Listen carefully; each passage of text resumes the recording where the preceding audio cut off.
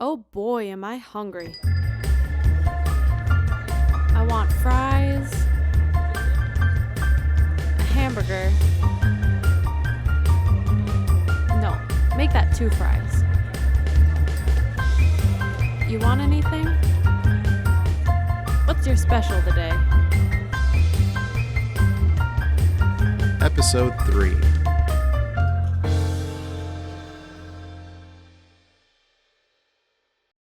Welcome back to the Northwest Builders Lunch Hour, hosted by Truss Components.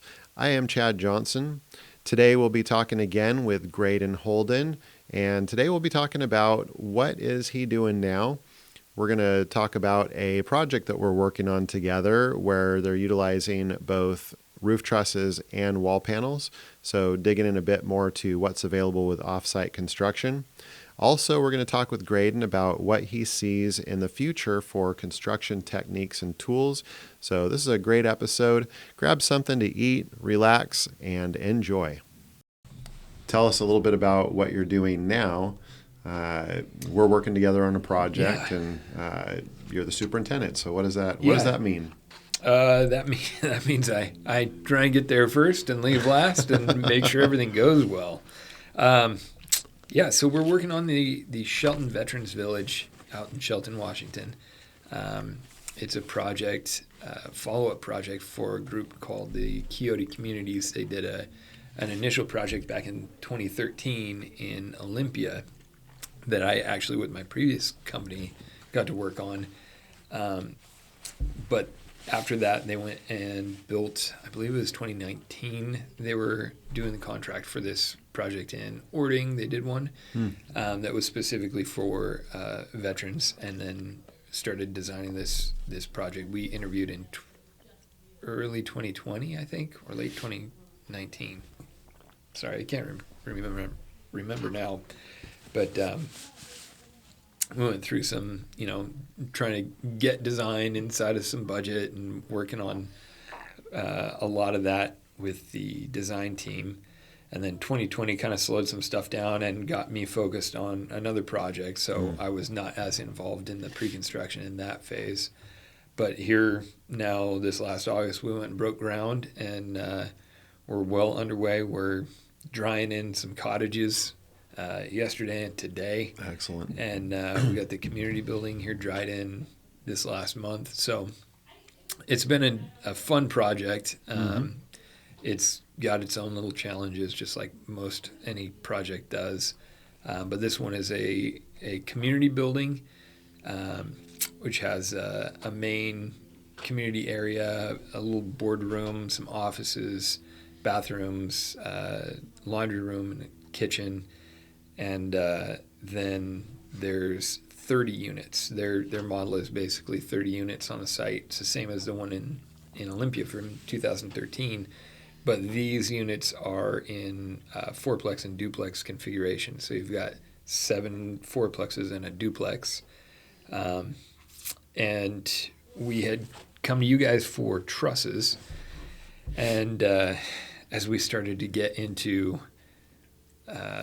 later in the year, this last year, I realized that with our site conditions as well as what our schedule, where it was going to put us for construction, we were going to be in a not very wonderful position trying to frame these cottages out there on site.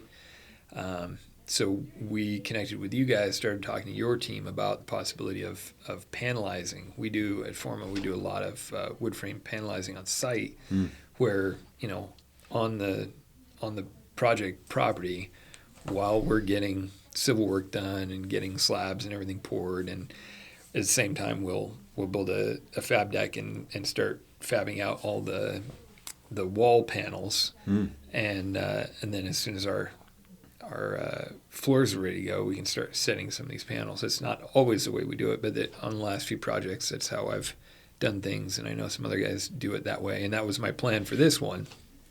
But looking at the weather, looking at the site conditions, the size, and the constraints that we had around this particular site, we were able to go to you guys and say, hey, what do you think about fabbing up these wall panels in your warehouse in a controlled environment? I'm thinking about how fast you can move this time of year, your bag's on, full of rainwater, Right. walking through mud, Yep. tracking stuff all over your layout.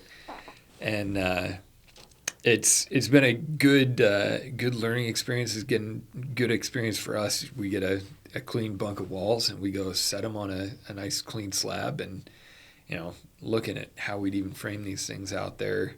I think it was the right direction on this project for sure. And here in the next couple of weeks, I'm reaching out to your team and we're going to kind of go through all right, well, what did we learn? What worked really well? What didn't work very well? Yeah. If we're doing this, if we're doing this going down the road, what are things we'd do differently, or what are things that you guys would appreciate feedback on from your system side? Right. Truss Components has gone through a little bit of recent change on some of the wall panel stuff, and so it's been kind of exciting to see how that has evolved. But yeah, it's been an interesting, fun experience. I get to learn stuff. Your whole cut shop, and you print out your walls and your plates and your all this neat stuff, and like, okay, well, how does that work, and how are we going to put it together out there, and getting to at least experience it on site has been a fun experience. So that's awesome. Yeah, we definitely want to make it as easy for you as we can. So you've shared some pictures of that project as it's come along. Would it be okay if we attach some of those to the video on this? Yeah, absolutely. Okay. Yeah, I'd love to be able to show our audience what that project looks like. Yeah. When we were talking about, a bit earlier, the hard work that's involved in, especially historical construction efforts. One of the pictures that you sent in has a concrete pump. Yeah. And I remember watching a lot of crews, dragging concrete around a job site. Yeah. And that's hard on the back. It is. Yeah. It is hard on the back, and it's hard on the site. It's hard on the guys. It's hard on the job trying to place a slab on grade that size with wheeling it is. I mean, I don't even know how some of the jobs used to do that stuff, because you're by the time you get it to the slab, it's already took off on you. Right. So, a lot of the stuff that we have at our disposal now it's a little hard, because you think, oh, right, well, how would I even approach this now if all of these tools and things that we use every day now were just gone? Like, right. how would I get anything done? I think about that with cell phones. Growing up, building houses, and somebody makes a run of the lumber yard for something, and like, well, I guess the thing that I just thought of will get tomorrow, maybe. We did push through. We built a lot of stuff, but thinking about, well, where in my daily life operations am I just relying too much on some of this stuff? How can I make it the most efficient use of that tool or my time? There's quite a few things that I try not to end up being too much of a slave to. Right. But so we've talked a bit about how you got where you are. Talked a little bit about where you are now. If anyone's looking to be a construction superintendent, start early in your career, work your way up to the point where you can be the first one on site and the last one to leave, and you're good to go. And ask a lot of questions. And if I could go back and talk to myself, probably the best advice I could give myself: don't worry about looking stupid. Just ask questions. If you get embarrassed, you can get embarrassed. Life is full of that stuff.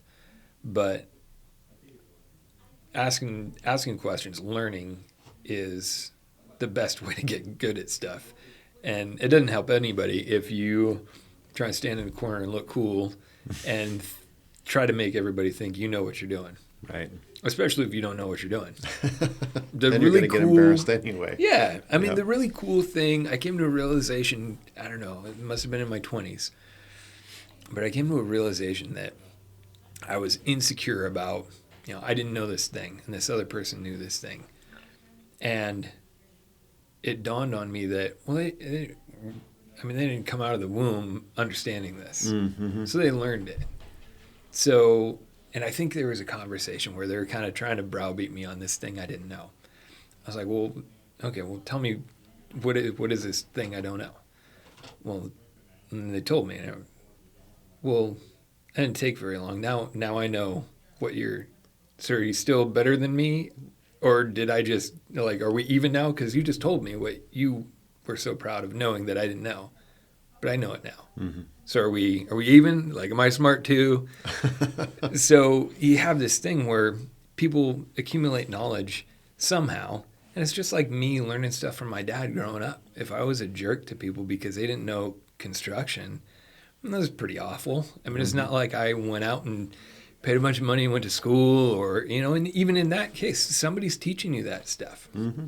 Yeah. And even if nobody teaches you that, and it takes you 25 years to learn a bunch of stuff on your own, just being humble about, okay, well, I know this.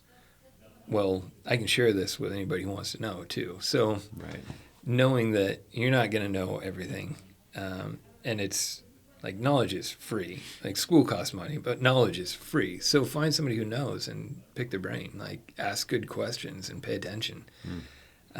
Just be willing to learn. That's probably the biggest thing that I've run into with whatever it is I'm doing. If I'm willing to learn, I'm going to get better at it. Yeah. As soon as you want to try and show everybody that you've got it all sorted out and you got nothing to learn, you're stuck. You're going to be stuck where you are. Yeah. That is super advice. And I like how you explained it. That's awesome. Thanks. Yeah. So, what do you see in the future? I mean, you started out with beating your body up. Now you're working somewhere where you got some safety and focus on longevity and that sort of thing. But construction techniques have changed. Technology has changed. What are you excited about that you see up and coming? That's a good question. I guess I'm not specifically in where I would like to go or where I see me. I mean, I couldn't tell you what's going to happen with construction. I mean, between changes in how we do things and robotic implementation on some stuff, and some of the tools and equipment that's coming out all the time, things change pretty quickly. And I couldn't guess at where we'll be here in a few years, but I think one of the things I liked about building with my hands was you go see something, put it together, and when you run into a problem, you fix it, sort it out, make it work. Yeah. And now as a superintendent, I mean, I started kind of doing that on more the mental side as a foreman and a working superintendent for a lot of years. And even though I've lost the environment where I can do that with my bags on and physically go solve those problems, I'm in a role now where I get to do that same function on a broader scale across the project, whether it's a schedule, whether it's constructability of a detail, whatever it is. I get to look at it and say, there's something, even if I can't recognize it yet, there's something that's bugging me about this because this isn't going to work. Mm-hmm. And once we take it out of, two-dimension on paper and start looking at it in the field, like, okay, well, this is what they're after. If we did it like this, and go get buy-in from the design team, and this is a good solution. If you guys don't like it, what would you like to do? Creating solutions and solving problems is kind of my favorite part of what I get to do. Mm-hmm. And so I think if I'm not doing construction, my life is full of problems that need solutions. And so that's, I've got a few things that I've worked on in the past and a few things that I've got kind of on the back of my workbench now that are, these are things that I've run into in working in construction, whether it's not having the right tool for the right job or something that we use daily that, okay, well, this really presents a problem because of access or safety or whatever it is. Right. Creating solutions for those things is something that I think is is a fun concept, and I've done a little bit of, dabbling in, and so I could see myself doing some of that stuff down the road. But for now, continuing to do what I'm doing is that's the current trajectory. Yeah, awesome. So I've asked you a bunch of questions. We've had a great conversation. I'm really enjoying getting to know you. Good. Thanks. And thanks for sharing with whoever gets to participate in this podcast later on. Yeah. What should I have asked you that I didn't even think to ask? Boy, I don't know. Tell me about your career as a musician. That probably slowed down my career as a construction superintendent, but it could go the other way too. Construction slowed down my career as a musician. I got to play music for a while. My younger brother and I, we started playing music together in my early 20s. I'd spent time in high school. I started kind of journaling to process some of my inner conflicts and kind of my own personal therapy. And so that kind of morphed into songwriting. So I started doing a lot of that. And then he and I started playing a lot of those songs together in my early 20s. And for about 10 years, we just had a little, it was probably 7 or 8 years. We had a little 2-piece indie folk rock band. Nice. And we'd play locally and up in Seattle and down in Portland area. And we got to do that for a long time. And then played with a couple other people joined the outfit. And we had a gal that played cello for a while, and that was pretty fantastic. And another gal played piano and sang with us. And yeah, that it was something that was really fun. And at that point, I could maintain not having it kill my work career. I was still working in the field, so music means you're up pretty late, pretty often, and then you got to get up for work pretty early. And I knew, a lot of guys in the trades, they're in bands and stuff. So it was a fun thing to kind of talk to other guys about. But making sure that it was never something that kept you from showing up to work on time or,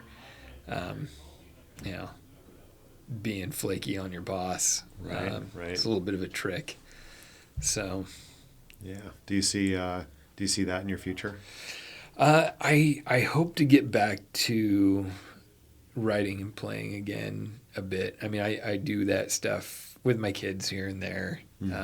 We've kind of turned one of the bedrooms into an office, music room, reading room. And so my girls have two little girls, 6 and 8, and they both like music. The 8-year-old has been pretty musically inclined for a long time, just always got a song in her head, always plinking away on the piano if it's turned on. I've got a little electric piano in the music room, or wanting to play guitar. So, excuse me. I think getting back to that would be fun. It just, the reality is, one of the things about being good at anything is it takes a lot of time. And the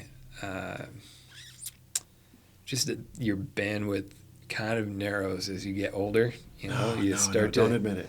You start to slow down a little bit. You need a little more sleep. That if you don't get that stuff, pretty soon you're forgetting names and forgetting all kinds of things. So trying not to stack yourself up too hard is a good thing as you come into that. It's not something that you couldn't maintain, but having a plan for a different season is important. I'm not in my 20s. I can't stay up till 2 and then get up and be on the job by 6:30. Yeah.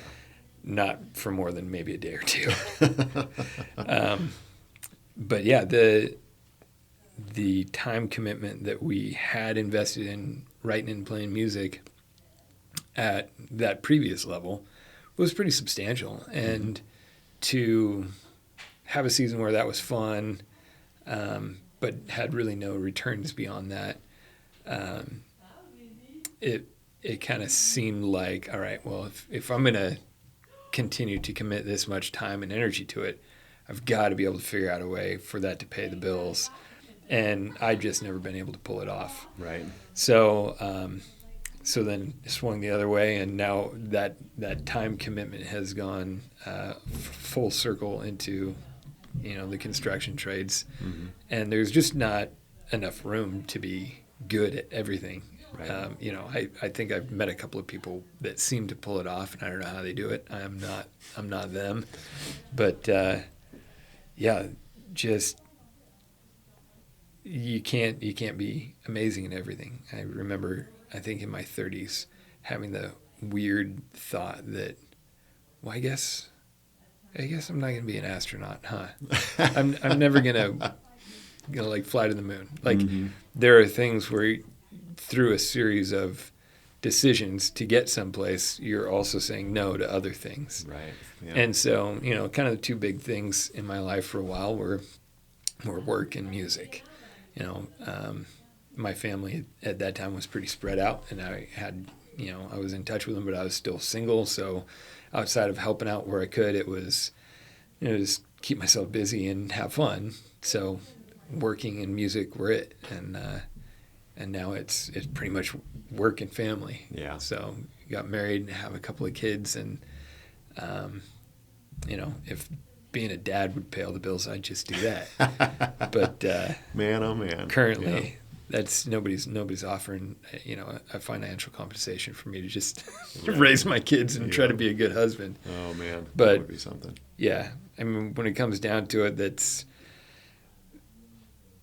those are the things that are going to take up all my time. Like, how do I be a good husband, and how do I be a good dad, and then how do I be a good employee and a good boss? Yeah. So, I think that's an awesome spot to wrap this up. Honestly, sounds good. Talk about the important things. Yeah, so, again, excuse me. I've been talking today with Graydon Holden. You've joined us for the Northwest Builders Lunch Hour. Hosted by Truss Components of Washington.